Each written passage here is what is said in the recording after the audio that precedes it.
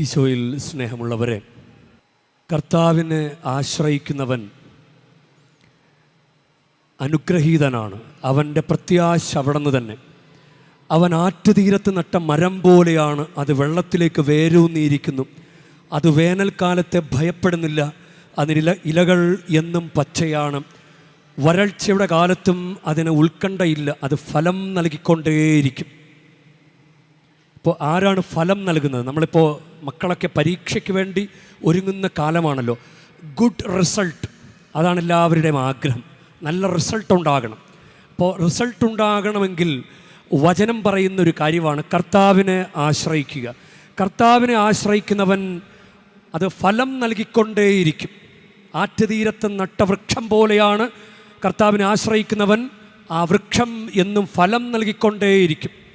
ഇന്നത്തെ സങ്കീർത്തനം 1-ാം സങ്കീർത്തനം 3-ാം വാക്യം, നീർച്ചാലിനരികെ നട്ടതും യഥാകാലം ഫലം തരുന്നതും ഇല കൊഴിയാത്തതുമായ വൃക്ഷം പോലെയാണ് അവൻ.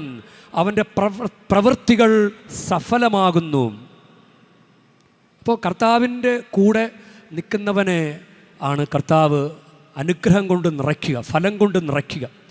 അപ്പോൾ ഇത് യോഹന്നാൻ്റെ സുവിശേഷത്തിൽ ഇതുപോലൊരു കാര്യം, മുന്തിരി ചെടിയും ശാഖകളും, നിങ്ങൾക്കറിയാവുന്നൊരു പ്രതീകമാണത്. അത് 15-ാമത്തെ അധ്യായം യോഹന്നാൻ 15:5 ഞാൻ മുന്തിരിച്ചെടിയും നിങ്ങൾ ശാഖകളുമാണ്. ആരെന്നിലും ഞാൻ അവനിലും വസിക്കുന്നുവോ അവനേറെ ഫലം പുറപ്പെടുവിക്കുന്നു. നമുക്കെന്താ വേണ്ടത്? ഗുഡ് റിസൾട്ട്, നല്ല റിസൾട്ട് വേണം.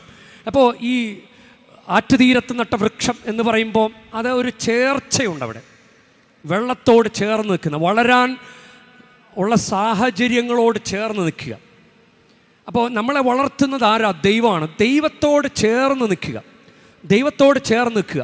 നമ്മൾ സങ്കീർത്തനം 91 വീട്ടിൽ നിങ്ങൾ പ്രാർത്ഥിക്കുന്നതല്ലേ, എല്ലാവർക്കും കാണാതെ അറിയാവുന്ന സങ്കീർത്തനമാണ്. അതിൻ്റെ 14-ാമത്തെ വചനം നിങ്ങൾക്കറിയാവോ? 14-ാമത്തെ വചനം അതിപ്രകാരമാണ്, അവൻ സ്നേഹത്തിൽ എന്നോട് ഒട്ടി നിൽക്കുന്നതിനാൽ. ഒട്ടി നിൽക്കുക എന്ന് വെച്ചാൽ എന്താ? ചേർന്ന് നിൽക്കുക. ഒട്ടി നിൽക്കുന്നത്, ഞാൻ അവനെ രക്ഷിക്കും. അവൻ എൻ്റെ നാമം അറിയുന്നത് കൊണ്ട് ഞാൻ അവനെ സംരക്ഷിക്കും.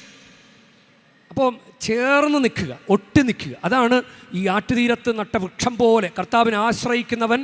അവൻ എപ്പോഴും ചേർന്ന് നിൽക്കുകയാണ്. അല്ലാതെ ആവശ്യമുള്ളപ്പോഴും മാത്രമല്ല, എന്നും അവൻ ചേർന്ന് അങ്ങനെ നിൽക്കുക. ഇല്ലേ, ആറ്റുതീരത്ത് നട്ട വൃക്ഷം അതിന് ഇഷ്ടമുള്ളപ്പോഴല്ലല്ലോ ആറ്റുതീരത്ത് വന്ന് നിൽക്കുന്നത്. അതെന്നും ആറ്റുതീരത്ത് അങ്ങനെ നിൽക്കുകയാണ്. എനിക്കിഷ്ടമുള്ളപ്പോൾ മാത്രം ദൈവത്തെ വിളിക്കുന്നതല്ല. അപ്പോൾ ചേർന്ന് നിൽക്കുക, എപ്പോഴും ചേർന്ന് നിൽക്കുക. അതാണ്.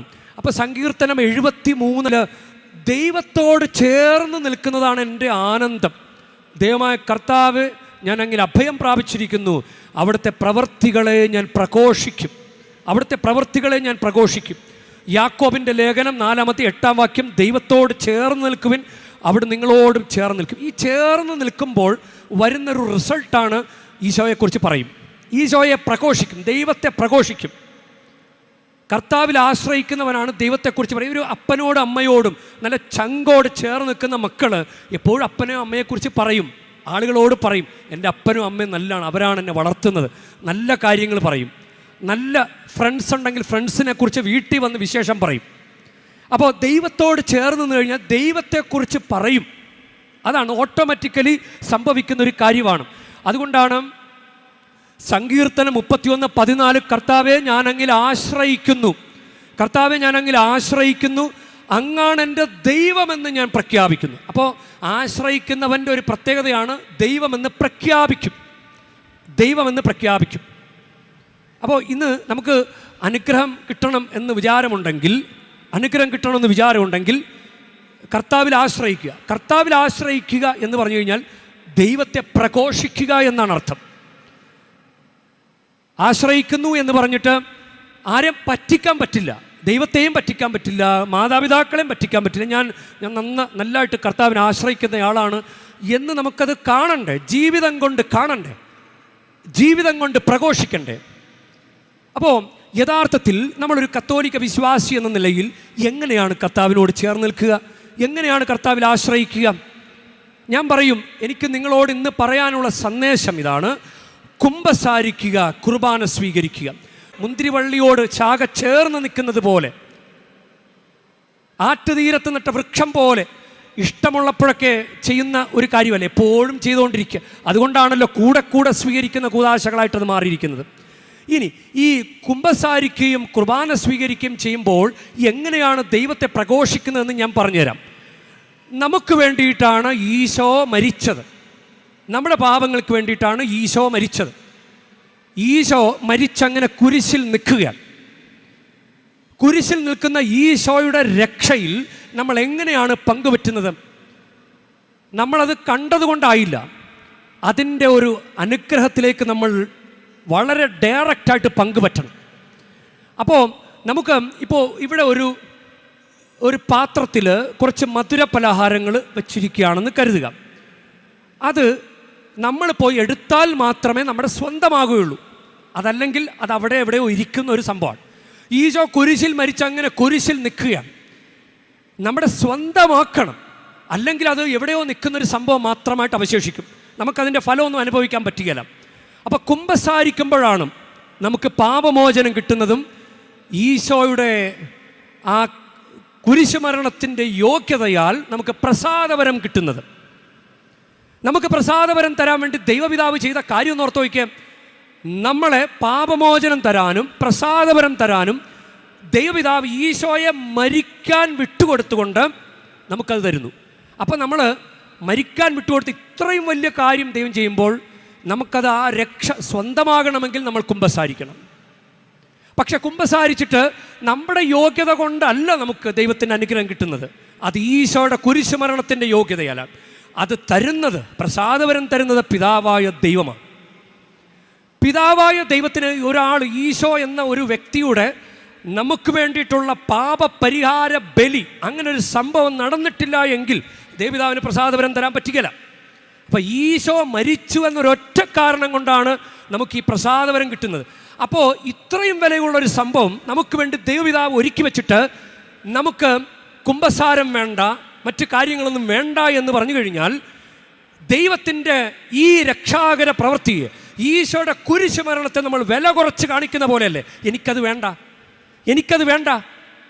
അപ്പോൾ നമ്മൾ കുമ്പസാരിക്കുമ്പോൾ നമ്മൾ അറിയാതെ പറയുന്നൊരു കാര്യമാണ്, ഈശോയെ നീ ഞങ്ങൾക്ക് വേണ്ടി മരിച്ച് ഞങ്ങൾക്ക് നേടിത്തന്ന രക്ഷയാണ് ഈ പാപമോചനവും പ്രസാദവരവും. അപ്പോൾ നമ്മൾ ഈശോയെ ഏറ്റുപറയുന്നില്ലേ? കുമ്പസാരിക്കുന്നയാൾ ഈശോയുടെ കുരിശുമരണത്തിൻ്റെ വിലയെ ഏറ്റുപറയുകയാണ്. കുമ്പസാരിക്കുന്നയാൾ ഈശോയുടെ കുരിശുമരണം വഴി നമുക്ക് ദൈവപിതാവ് നൽകുന്ന പ്രസാദവരം, അത് ദൈവീകമായൊരു നന്മയാണ് നമ്മുടെ ആത്മരക്ഷയ്ക്ക് വേണ്ടി. പ്രസാദവരത്തിൻ്റെ ഡെഫിനിഷൻ എന്താണെന്നറിയാവോ?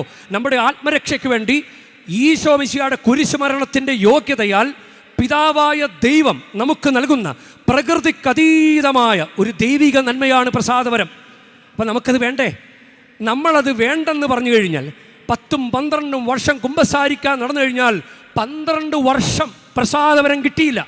അപ്പം ആറ്റുതീരത്ത് നട്ട വൃക്ഷം പോലെ എങ്ങനെയാകും? കർത്താവിനെ ആശ്രയിക്കുന്നവൻ ആറ്റുതീരത്ത് നട്ട വൃക്ഷം പോലെയാണ്. കർത്താവിനെ ആശ്രയിക്കുന്നവൻ കർത്താവിനെ പ്രഘോഷിക്കും. അപ്പോൾ കുമ്പസാരിക്കുമ്പോൾ ഈശോയുടെ കുരിശുമരണത്തെ പ്രഘോഷിക്കുകയാണ്. എത്ര സുന്ദരമായൊരു കാര്യമാണ്! കർത്താവിനെ പ്രഘോഷിക്കാൻ ഏറ്റവും അനുയോജ്യമായ എളുപ്പവുമായിട്ടുള്ളൊരു വഴിയാണ് കുമ്പസാരം. ഇനി കുർബാന സ്വീകരിക്കുമ്പോൾ 1 കൊരിന്തോസ് 11:26 ഈ അപ്പം ഭക്ഷിക്കുകയും ഈ പാത്രത്തിൽ നിന്ന് പാനം ചെയ്യുമ്പോഴെല്ലാം കർത്താവിൻ്റെ മരണം, അവിടുത്തെ പ്രത്യാഗമനം വരെ നമ്മൾ പ്രഖ്യാപിക്കുകയാണ്, പ്രഘോഷിക്കുകയാണ്.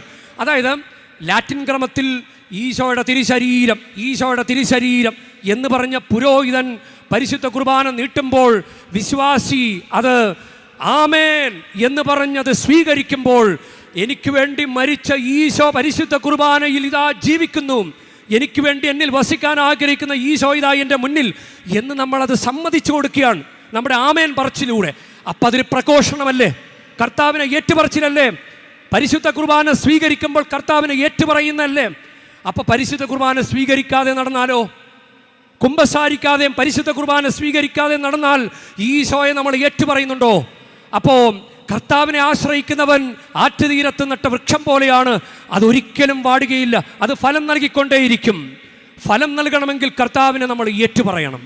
പ്രിയ ദൈവമക്കളെ, നമുക്ക് ഇന്ന് ഈ ഒരു സന്ദേശം നമുക്ക് സ്വീകരിക്കാം. കർത്താവിനെ നമുക്ക് ഏറ്റുപറയണം. ദൈവമായ കർത്താവാണ്, യേശുവാണ്, ദൈവപിതാവ് നമുക്ക് വിട്ടുതന്ന പുത്രനായ ഈശോയുടെ കുരിശുമരണമാണ് നമ്മൾ ഇതുവഴി പ്രഖ്യാപിക്കുന്നത് എന്ന ബോധ്യം പരിശുദ്ധാത്മാവ് നമുക്ക് നൽകട്ടെ. യേശു കർത്താവാണെന്ന്, യേശു ദൈവമാണെന്ന് ഞാൻ വിശ്വസിക്കുന്നു, ഞാൻ പ്രഖ്യാപിക്കുന്നു. യേശു കർത്താവാണെന്ന്, യേശു ദൈവമാണെന്ന് ഞാൻ വിശ്വസിക്കുന്നു, ഞാൻ പ്രഖ്യാപിക്കുന്നു. യേശുവേ രക്ഷകാ, കർത്താവേ നാഥനേ, യേശുവേ രക്ഷകാ, കർത്താവേ നാഥനേ. ഇതിങ്ങനെ പാടിയത് കൊണ്ടായില്ല പ്രിയ മക്കളെ. പരിശുദ്ധ കുംഭസാരം നടത്തുകയും പരിശുദ്ധ കുർബാന സ്വീകരിക്കുകയും ചെയ്യുമ്പോഴാണ് പ്രിയ ദൈവ പൈതലേ നീ നിൻ്റെ കർത്താവിനെ ഏറ്റുപറയുന്നത്, കർത്താവിൻ്റെ മരണത്തെ നീ ഏറ്റുപറയുന്നത്. ഈ ഒരു ബോധ്യം പരിശുദ്ധാത്മാവ് ഊട്ടി ഉറപ്പിക്കട്ടെ. നല്ല സുന്ദരമായൊരു ദിവസം നിങ്ങൾക്കുണ്ടാകട്ടെ.